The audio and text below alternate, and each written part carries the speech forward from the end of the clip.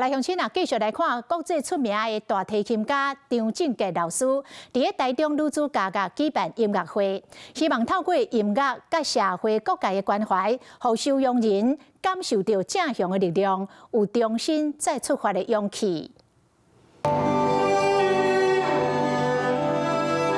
現場優美的旋律感動人心的音樂，讓每一位受刑人感受到溫暖。由國際真有名的大提琴家張正傑老師和鋼琴家盧冠廷連挺共同演出，能夠找回自信，讓寧靜中思考我們人生的